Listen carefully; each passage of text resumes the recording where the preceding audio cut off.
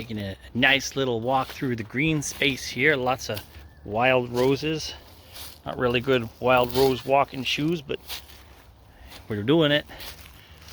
We got some, this tree right here is a Sambucus, the genus, also known as the elderberry.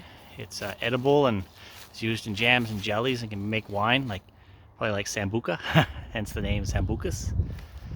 And we have some cottonwoods here. Someone dumped a cedar here.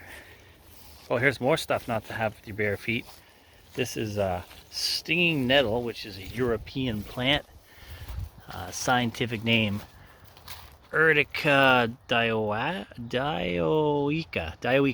and it's got these little urticating, hence the name Urtica, hairs, not hairs, but trichomes that are like little hypodermic needles. Let's just see if we can focus. Yeah, look at that. Hypodermic needles.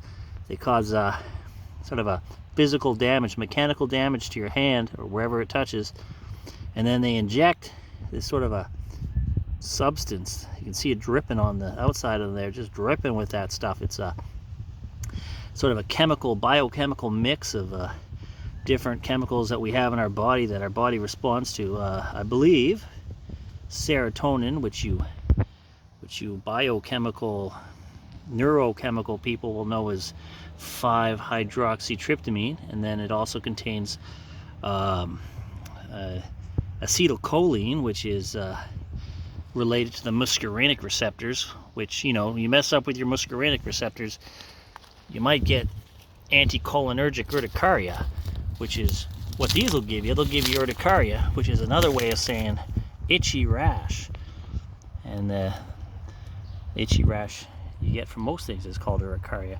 We start to have a little bit of flowering coming in here. These are edible. You can eat these, but you can't touch them. That's the trick. You have to be able to pick them without touching them, or else you'll get a nasty rash. And if you touch them with your hands, with this part of your finger here, you grasp them, you can not get stung, but later in the day your hand's going to be numb. You're going to get no feeling in your fingers, because it takes a while for all that serotonin and acetylcholine and histamine to get into your system and numb you up pretty bad. I like to make quiche, or I fry these up and put a little butter in them. Pretty tasty, pretty good for you. You can also eat these guys over here. We'll get to that in a second. But these guys here, they're really good to eat. They're considered a superfood. Here's a picture of some of my quiches.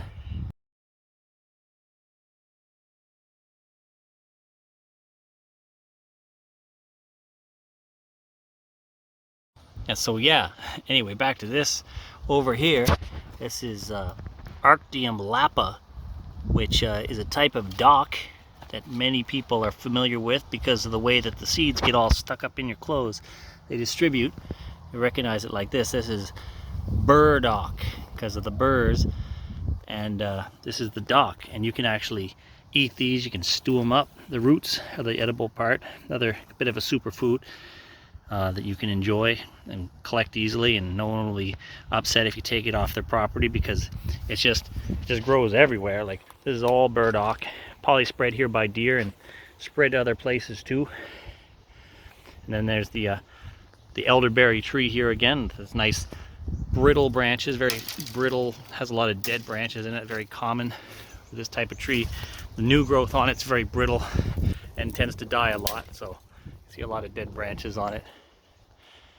Anyway, that's a lot of fun. And some cottonwood logs along here. They come out of this cottonwood grove, lots of dead cottonwoods because they're a dying type of tree. Got some vines in the back here. Looks like maybe we got some Virginia creepers growing back here. Anyway, cottonwood genus Igarum, and they like moisture. It's kind of dried up around here now, so they're not getting quite so much moisture. But these vines here, these are definitely Virginia creeper. They haven't started growing yet because it's still kind of early in the spring.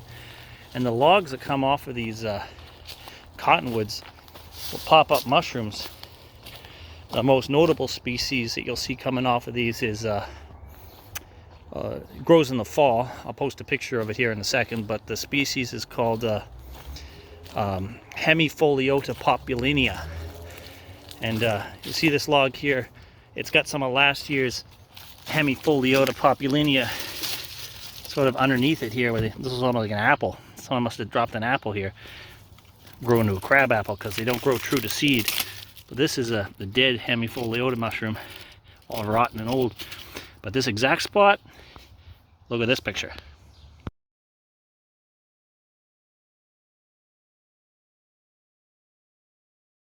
And that was a pretty nice mushroom, eh? There's another spot I like. Oh, got some Oregon grape in there. Yellow flowers. We'll look at that in a minute. But oh, here's a little buddy over here. This is how you know it's springtime, because you got some antlers and velvet. Hey there, buddy. His legs are working pretty good. See a lot of bad leg deer around here these days. Hey, it's a white crowned sparrow. Look at that little guy. Looking for seeds in the roses there. Can't find him though. You can hear over to the bushes. There's this cool yellow flower that's it's got little red centers on it there. This is a, oh, it can't focus. There we go. Ribes odoratum is the name it goes by. It's got 5 little petals and these very deeply lobed, sort of cloven leaves. Common name is golden currant, although it's not a currant that people like to eat. It's considered edible, but not very tasty.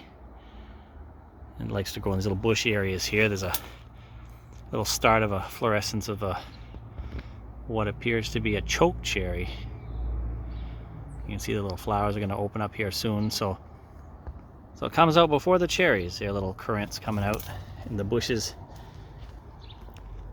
And over here we got a little member of the mallow family that I saw just a second ago, and now I can't find. There it is. So this is a common yard plant. The weed mallow can be eaten in a salad or steamed.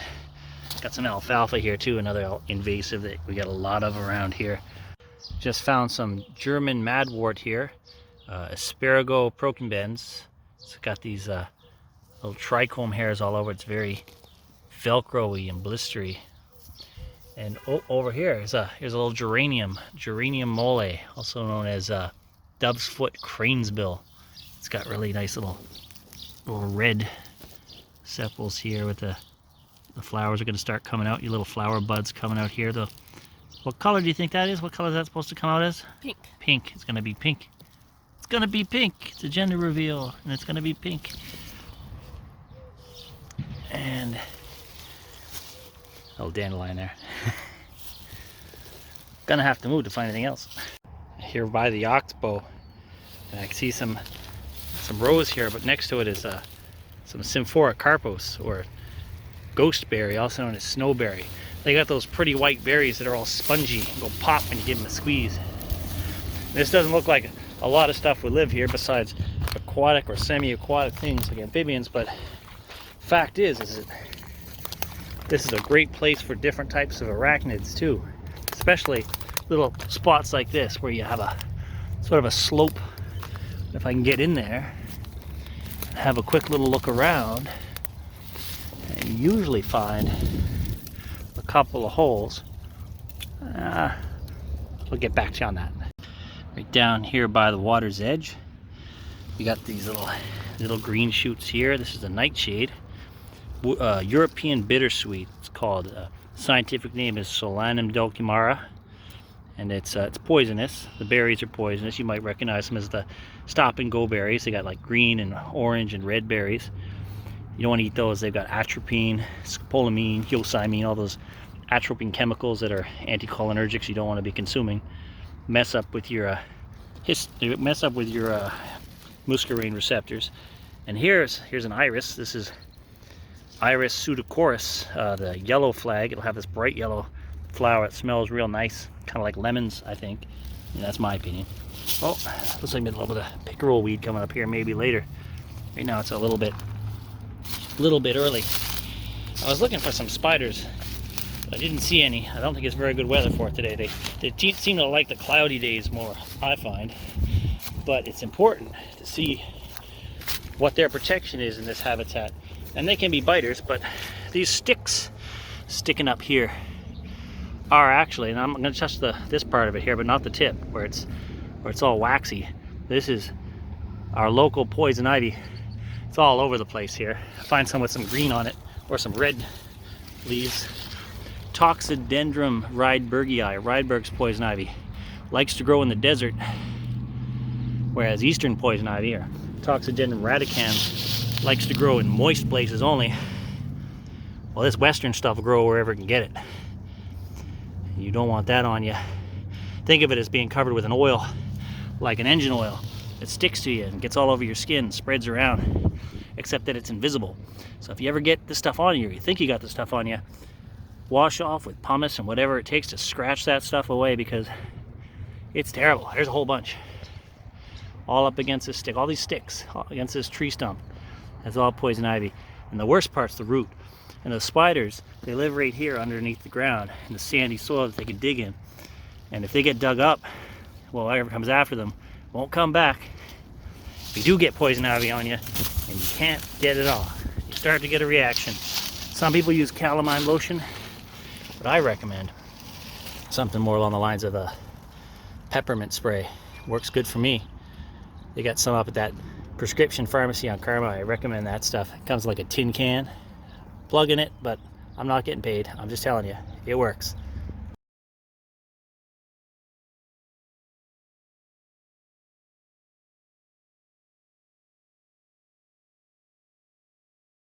Here's some little equisetum or horsetail shoots, and you got some of the spore distributing tops here from last year. But these will grow into like these sort of a ancient looking tree shaped stems here. These dominated the plantscape 100 million years ago, and back in the Carboniferous you would have seen these types of plants that started to grow up and have sort of vascular tissues. You see them around wetlands a lot, but you see them around dry places too. Oh, what's this? Got some false Solomon seal. See those in the woods a lot, but here they are by an oxbow. That's kind of neat. Yeah, so I was looking for this spider and I found one. I didn't find the spider, but I found its burrow. And this is the hole in which lives the spider. I can just zoom in on it because it's really tiny. It's really tiny. There it is. That's the hole. And see how it's got that sandy sort of flap of web around the front of it? I'll poke it with a stick here, if I can focus again. There we go. Just to show how it opens and closes. Like, boop. Closes up like a little... Gone. Where'd it go? It disappeared. You can't even see it. But if I just wiggle it open again... Oh, I think the spider's holding it shut, actually. Oh, there we go. He's not going to come out, though, but that's a little teeny tiny hole of Antrodytes hagani there. You can see down into it if I can just get over top of it. It gets quite deep. They go down a couple of feet sometimes. And there's going to be more of them around here. I don't see any right now, but this is the habitat they like, and underneath the dirt here is lots of poison ivy. Some people call these spiders tarantuloids, and I just like to protest because tarantuloid... Oh, let me pause for a second. Look at this. Here's what they look like.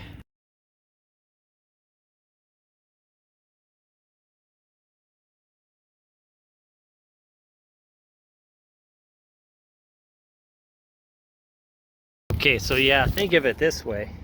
A tarantula is the most well-known member of the Megalomorph group, but a tarantula is a whole family called Theraphoidae, and it's only Theraphoidae that are called tarantulas. There's more habitat here, a little thistle there, and well, we don't call every member of Megalomorph tarantuloid just because somebody does. So think of it this way: would you call a lemur a humanoid? Because, you know, if we're calling every Megalomorph a tarantuloid, that's like calling every ape a humanoid because we best know humans. It just doesn't make any sense. Anyway, here's another picture one.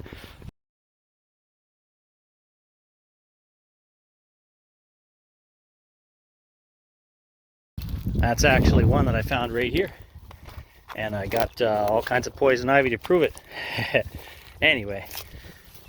So yeah, sometime... Oh, there's lots of little birdies over here. Got some red-winged blackbirds calling from over the cattails.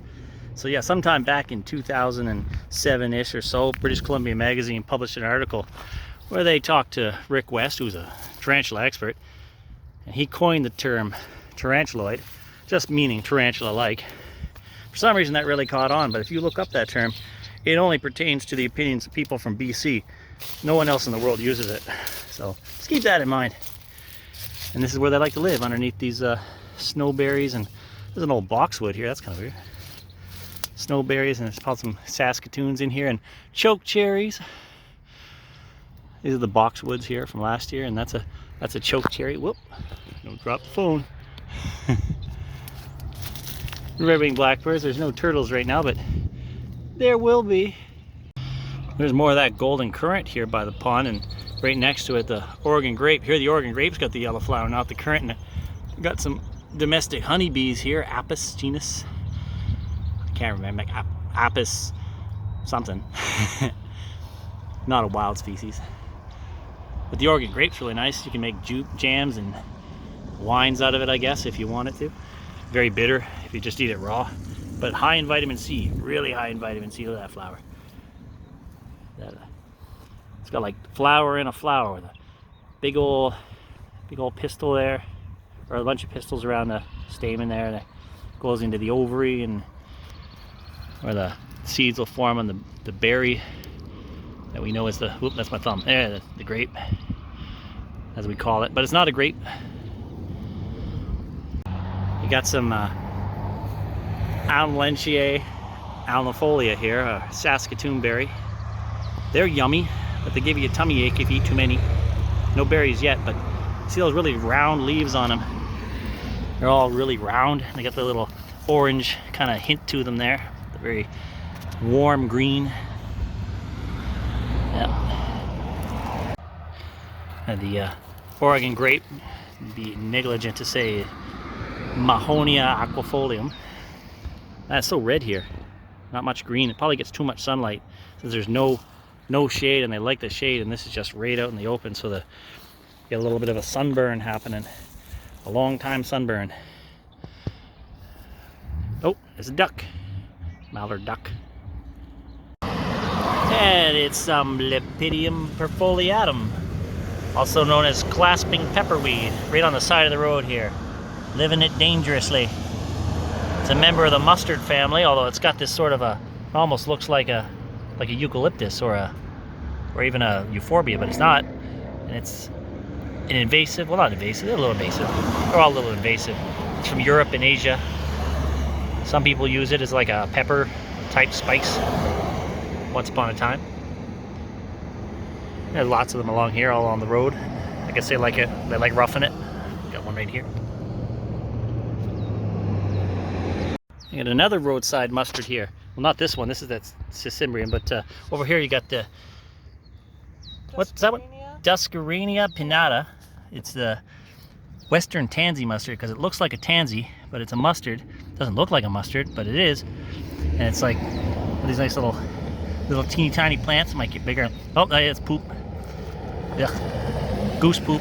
Watch out for poop. Got some goose grass over here. Goose poop, goose grass.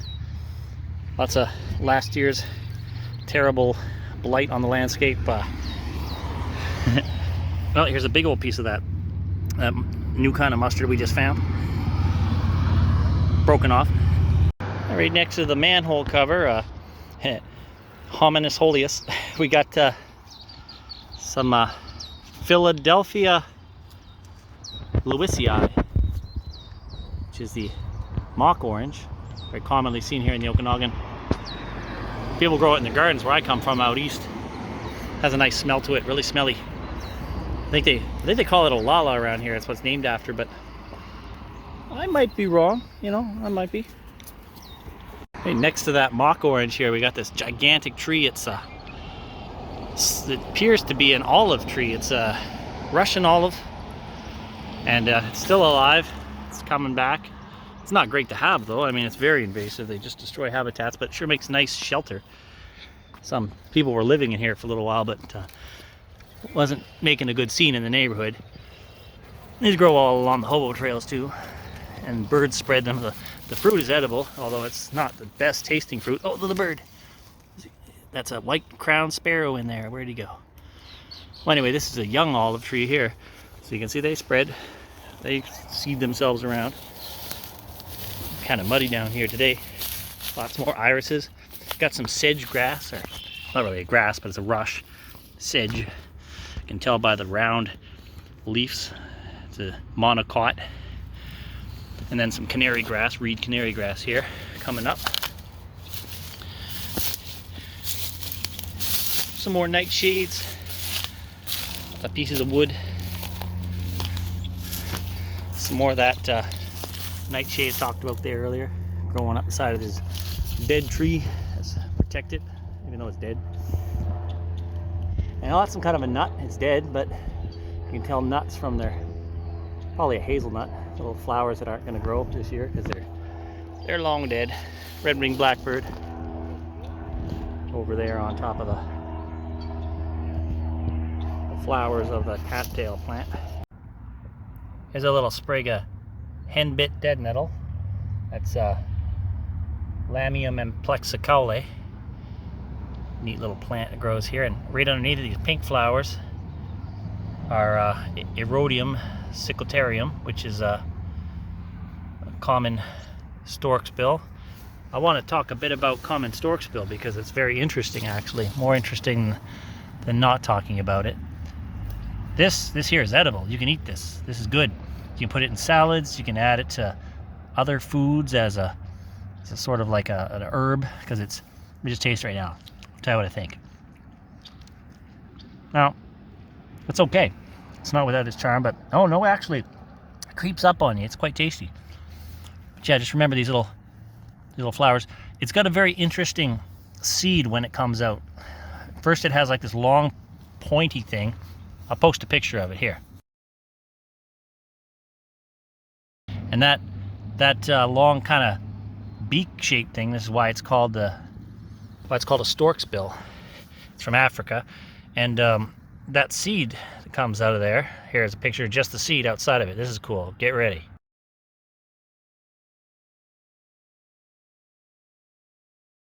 Yeah, you like that? It's like a corkscrew. It screws itself into the ground, and that's how it germinates itself. And then got some of those little geranium here again, geranium melon there, and some dandelions. And oh, what's that? A little wild lettuce here. Got a little nibbled on, probably by some deer. Seems to be their favorite one here. Clover. Everybody knows clover. Everyone knows dandelions. And oh, look at those. Those Cambrian, not Cambrian. Well, Carboniferous era, frondy looking little things there. The horsetails. No little bits on those. Just sticks. Like a bunch of tentacles.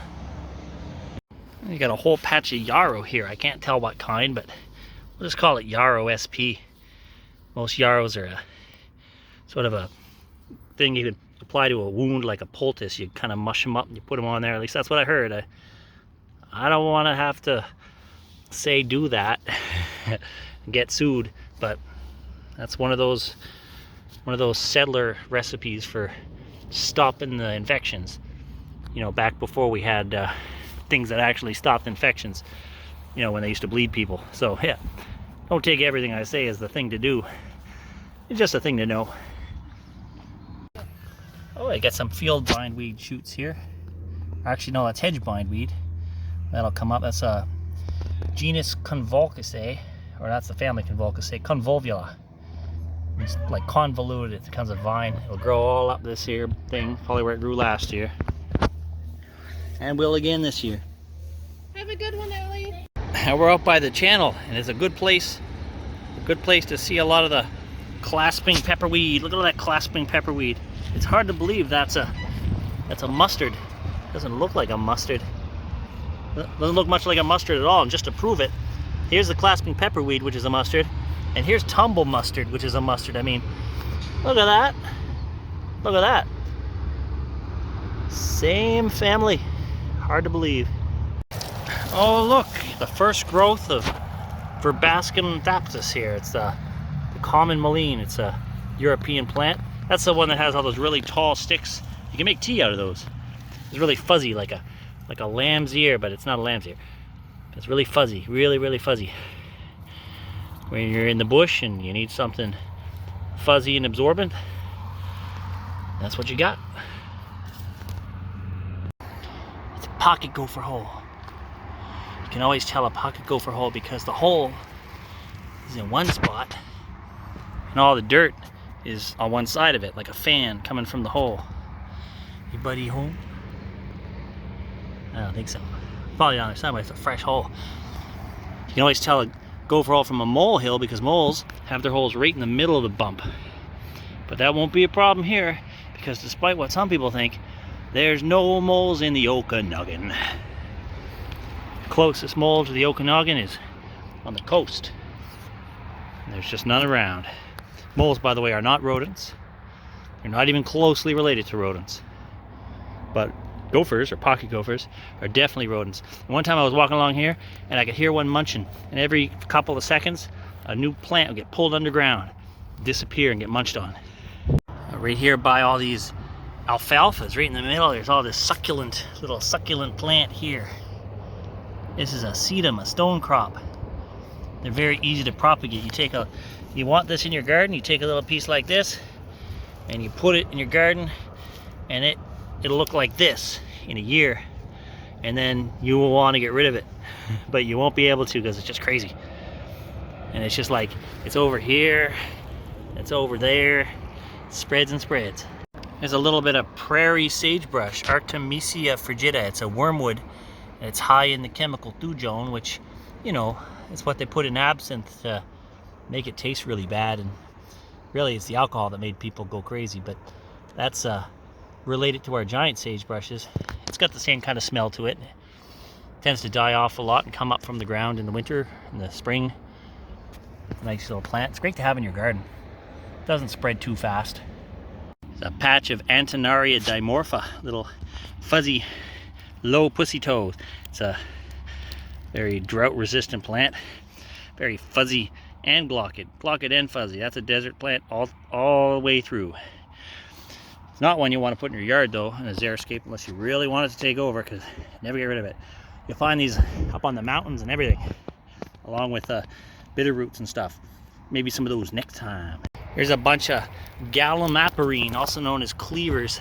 It's very velcro-y. You can stick it to your harem pants, walk around with it, because it's just like velcro. It's like sticks right to you, and the little seeds will stick to you too, although there's not really much going on for seeds.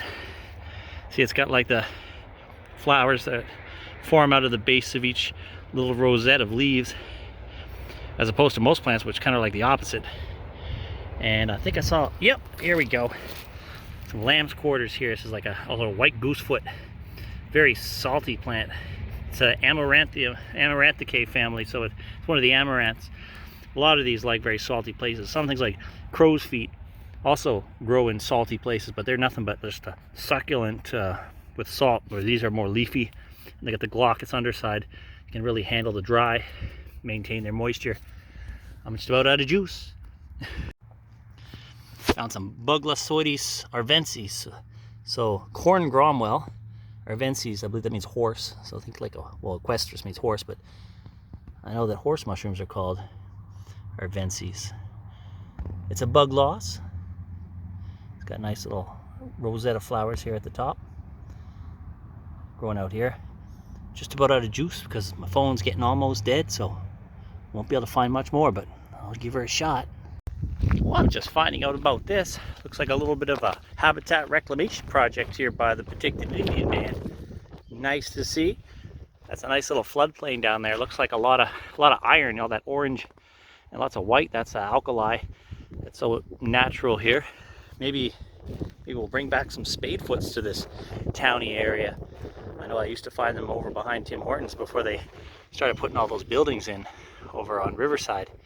Oh, we got a duck home over here, I reckon, for ducks, maybe wood ducks, or something else. I don't know what they're for, but that's nice to see. And I'm almost out of juice. I'm down to like 2%. So, with that, I'll bid adieu. And watch out for poop.